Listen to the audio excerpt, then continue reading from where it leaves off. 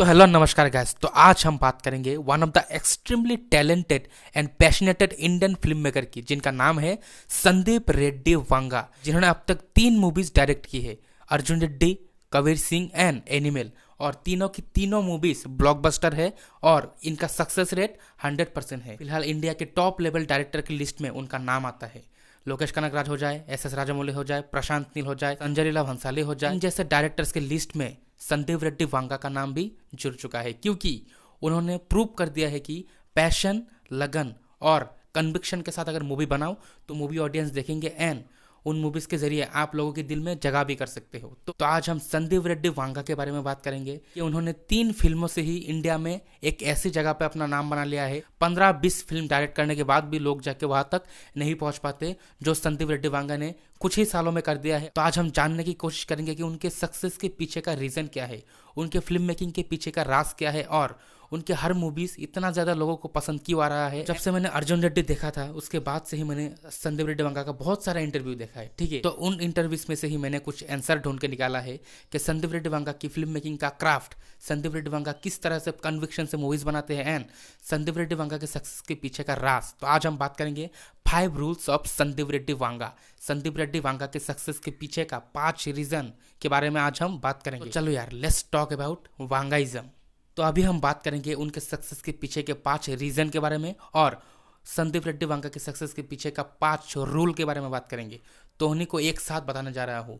तो नंबर 1 पे जो पहला रूल आता है वो है Sandeep Reddy Vanga is a multi talented guy.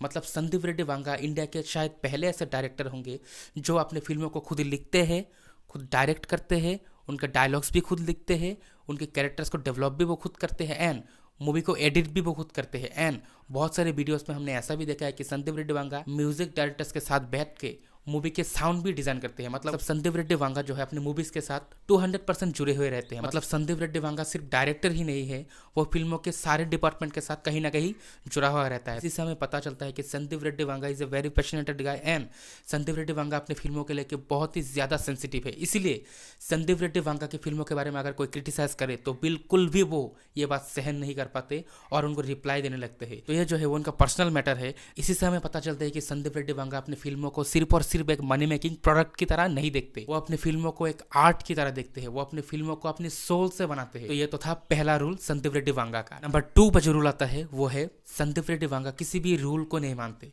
मतलब Sandeep Reddy Vanga is a rule breaker, ठीक है। संदीप रेड्डी वांगा फिल्म मेकिंग के हर रूल को तोड़ते हैं, वो चाहे एडिटिंग हो, साउंड डिज़ाइन हो या फिर फिल्म का स्ट्रक्चर ही क्यों ना हो। देखिए जेन ज़ी जनरेशन का जो है ना अटेंशन स्पैन बहुत ही कम हो चुका है। मतलब वो लोग जो है लंबे वीडियोस, लंबे लंबे कन्वर्सेशन ज़्यादा देर तक होल्ड नहीं कर पाते। मतलब ज़्यादा देर तक उनका अटेंशन वहाँ पे टिकता नहीं है। इसलिए अभी जो मॉडर्न फिल्म मेकर्स है वो फिल्मों को इस तरह से डिज़ाइन करते हैं, इस तरह से फिल्मों को बनाते हैं ताकि फिल्म में कुछ ना कुछ घटता रहे। मतलब 2-4 मिनट बाद कुछ ना कुछ एक्शन होता रहे, कुछ ना कुछ घटता रहे ताकि ऑडियंस का होल्ड बना रहे, ताकि ऑडियंस का अटेंशन स्पैन बना रहे। लेकिन संदीप रेड्डी वांगा उस रूल को नहीं मानते। संदीप रेड्डी वांगा उस रूल को तोड़ देते हैं। Sandeep Reddy Vanga 3 act structure rule को मानते हैं। मूवी का स्टार्टिंग, मिड एंड एंडिंग, वो वाले स्ट्रक्चर को संदीप रेड्डी वांगा फॉलो करते हैं। इसीलिए आप लोग संदीप रेड्डी वांगा की किसी भी मूवीज को उठा लो, वो चाहे एनिमल हो जाए, अर्जुन रेड्डी हो जाए या फिर कबीर सिंह हो जाए, वो जो मूवीज है ना उनमें धीरे धीरे कैरेक्टर्स को बिल्ड किया जाता है, धीरे धीरे किसी सीन को बिल्ड किया जाता है और मूवीज़ में लंबे कन्वर्सेशन सीन्स होते हैं।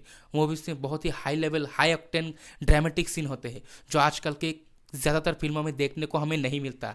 आजकल के ज़्यादातर फिल्में जो है ना वो रील्स टाइप हो चुका है। मतलब 2-4 मिनट बाद कुछ ना कुछ होता रहेगा, 2-4 मिनट बाद कुछ ना कुछ घटता रहेगा ताकि ऑडियंस का स्पैन बना रहे। लेकिन संदीप रेड्डी वांगा उस रूल को नहीं मानते। संदीप रेड्डी वांगा बहुत ही old OG 3 act structure rule को मानते हैं। इसीलिए मैं कह रहा हूँ कि संदीप रेड्डी वांगा जो है वो रूल को नहीं मानते।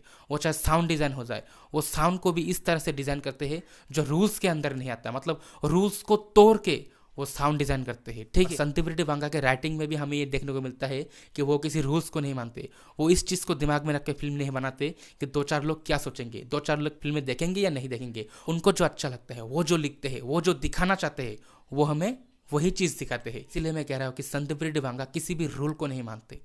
नंबर 3 पे जो रूल्स आता है वो है संदीप रेड्डी वांगा के मूवीज़ के जो लीड कैरेक्टर्स होते हैं वो ग्रे शेड के कैरेक्टर्स होते हैं, मतलब ब्लैक एंड वाइट। मतलब कोई भी कैरेक्टर्स पूरी तरह से बुरा या फिर कोई भी कैरेक्टर्स पूरी तरह से अच्छा नहीं होता। संदीप रेड्डी वांगा के मूवी कैरेक्टर्स में हमें एक चीज़ देखने को मिलता है, वो है अच्छाई और बुराई।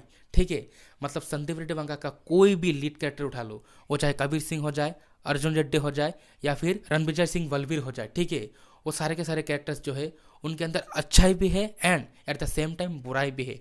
वो सिचुएशन वाइज संदीप रेड्डी वांगा हमें फिल्म में दिखाते हैं। ठीक है, तो ये जो चीज़ है ना, ये ऑडियंस को बहुत ही ज़्यादा हिट किया। ठीक है, संदीप रेड्डी वांगा अपने मूवी के कैरेक्टर्स को इस तरह से लिखते हैं जिनके अंदर अच्छाई और बुराई दोनों होता है। ठीक है, तो ये जो चीज़ है ना, वो इंडियन फिल्म में ज़्यादातर हमें देखने को नहीं मिलता है, क्योंकि बचपन से हम देखते हुए आ रहे हैं कि किसी भी इंडियन फिल्म का जो लीड कैरेक्टर्स होता है वो हमेशा से ही गुड होगा, वो हमेशा से ही स्वीट एंड काइंड बंदा होगा। ठीक है, क्योंकि संदीप रेड्डी वांगा के मूवीज़ के जो कैरेक्टर्स होते हैं वो बिल्कुल ही यूनिक टाइप के कैरेक्टर्स होते हैं, मतलब उनमें अच्छाई भी होता है और बुराई भी होता है। इसी चीज़ को ऑडियंस ने एक्सेप्ट किया, इसी चीज़ को ऑडियंस ने पसंद किया, क्योंकि रियल लाइफ में भी ऐसा ही होता है। ठीक है, तो उसी चीज़ को संदीप रेड्डी वांगा मूवीज़ के थ्रू हमें दिखाते हैं।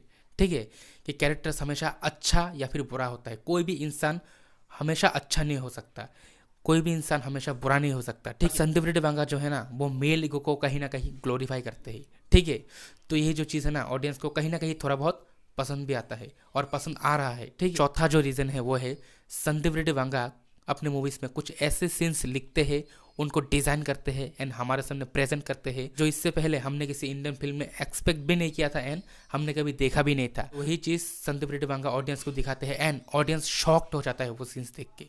ठीक है, और आप किसी भी चीज़ को देख के अगर शॉक्ड हो जाओगे ना, तो वो चीज़ आपके दिमाग में असर करेगा एंड आप बहुत दिन तक वो चीज़ याद रखोगे। वो चाहे कबीर सिंह मूवी के ट्रेलर का वो पहला सीन हो जाए जहाँ पे शाहिद कपूर बर्फ़ निकाल के, आप लोगों को याद आ गया ना वो सीन, देखा मैंने कहा था ना, इसे कहते हैं शॉकिंग सीन्स। ठीक है, एनिमल मूवी में तो ऐसे सीन्स भरे भरे हैं जो सीन्स हमें शॉक पे शॉक प्रोवाइड करता है। ठीक है, वो चाहे एनिमल मूवी के ट्रेलर का वो पहला सीन हो जाए जहाँ पे अनिल कपूर के साथ रणबीर कपूर कन्वर्सेशन करता है, बाप बेटे का कन्वर्सेशन, मतलब हमने एनिमल मूवी से पहले बाप बेटे का ऐसा कन्वर्सेशन सीन पहले कभी नहीं देखा था।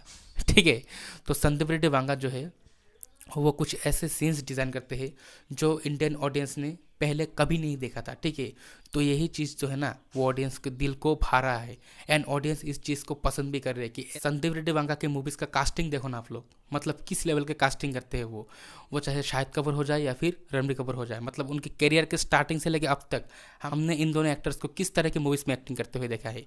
Romantic movie, comedy movie, sweet and humble गाय, ठीक है, चॉकलेटी बॉय, इस तरह की इमेज शाहिद कपूर एंड रणबीर कपूर का था अब तक। ठीक है, लेकिन जब से संदीप रेड्डी वांगा ने इन दोनों को कास्ट किया है, इनका पूरा का पूरा गेस्चर, पूरा का पूरा लुक, पूरा का पूरा कैरेक्टर ही बदल दिया है।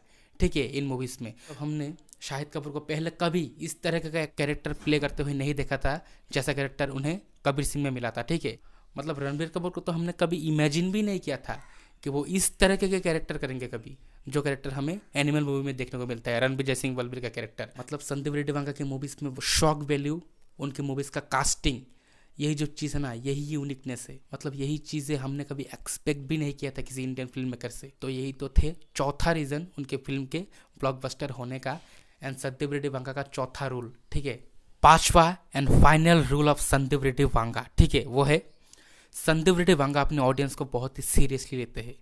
उसका रीज़न मैं आप लोगों को बताता हूँ। उनका फिल्म कबीर सिंह, ठीक है, वो आया था 2019 को।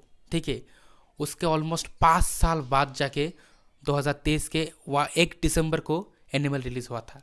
आप लोग देखो, ब्लॉकबस्टर मूवी डिलीवर करने के बाद उन्होंने 5 साल का ब्रेक क्यों लिया? उन्होंने 5 साल का ब्रेक इसलिए लिया क्योंकि उन्होंने प्रॉमिस किया था कि वो इंडियन ऑडियंस को कुछ ऐसा फिल्म दिखाने वाले हैं जो उन्होंने कभी इमेजिन भी नहीं किया था एंड वो उन लोगों ने कभी एक्सपेक्ट भी नहीं किया था किसी इंडियन एक्टर्स से। ठीक है, इस चीज़ को संदीप रेड्डी वांगा ने प्रॉमिस किया था, इसीलिए संदीप रेड्डी वांगा ने 5 साल का टाइम लिया था इस फिल्म को बनाने में। ठीक है, उस मूवी को धीरे धीरे लिखा गया, धीरे धीरे पेंडेमिक के टाइम संदीप रेड्डी वांगा ने इस मूवी को लिखा था। ठीक है, उन्होंने खुद इंटरव्यू में बताया। उसके बाद उन्होंने इस मूवी का प्री प्रोडक्शन का काम किया। मतलब संदीप रेड्डी वांगा अगर चाहते तो कबीर सिंह मूवी रिलीज़ होने के बाद 5 साल में 3-4 मूवीज़ रिलीज़ कर सकते थे, लेकिन उन्होंने ऐसा नहीं किया क्योंकि वो अपने ऑडियंस को हल्के में नहीं लेते, वो अपने ऑडियंस को बहुत ही ज़्यादा रिस्पेक्ट करते हैं, वो बहुत ही कन्विक्शन के साथ मूवीज़ बनाते हैं। वो हमें देखने को मिला एनिमल से। ठीक है, उनका जो नेक्स्ट मूवी आने वाला है स्पिरिट, ठीक है। उसका कोई भी टाइटल या फिर अनाउंसमेंट टीजर अभी तक रिलीज़ नहीं किया, ठीक है। वो अभी तक इस मूवी का जो प्री प्रोडक्शन है उस पर काम कर रहे हैं। वो धीरे धीरे इस मूवी को लिखेंगे। अभी तक स्पिरिट मूवी का प्री प्रोडक्शन का काम चल रहा है और हमें इतना ही पता चला है कि ये कॉप ड्रामा होने वाला है एंड इस मूवी में प्रभास एक पुलिस ऑफिसर का रोल प्ले करेंगे और इस मूवी को डायरेक्ट करेंगे संदीप रेड्डी वांगा। बस हमें इतना ही पता चला। इतना इन्फॉर्मेशन से ही लोगों का जो क्रेज़ है ना वो यहाँ पे है, ठीक है। ऐसा क्रेज़ किसी इंडियन मूवी के लेके आज से पहले सिर्फ और सिर्फ एस राजामौली की फिल्म में ही देखा था, लेकिन अब संदीप रेड्डी वांगा की मूवीज़ में देख रहा हूँ, ठीक है। मतलब स्पिरिट मूवी का राइटिंग और प्रभास का अगर बढ़िया एक्टिंग दोनों कंबाइन हो जाए ना, तो ये जो मूवी आने वाला है स्पिरिट, ये इंडिया के सारे पैन इंडियन मूवीज़ का रिकॉर्ड तोड़ सकता है। मैं आप लोगों को बोल रहा हूँ, आप लोग लिख के ले लो, ठीक है। तो यार यही थे संदीप रेड्डी वांगा के 5 रूल्स एंड संदीप रेड्डी वांगा की मूवीज़ के सक्सेस के पीछे का 5 रीज़न। तो यार अगर आप लोग भी मेरी तरह संदीप रेड्डी वांगा का हार्डकोर फैन हो तो कमेंट सेक्शन में लिखो वांगाइज्म, ठीक है। और आप लोग स्पिरिट मूवी को लेकर कितना ज़्यादा एक्साइटेड हो वो भी कमेंट सेक्शन में बता के जाना, ठीक है। आज के लिए बस इतना ही, फिर मिलेंगे।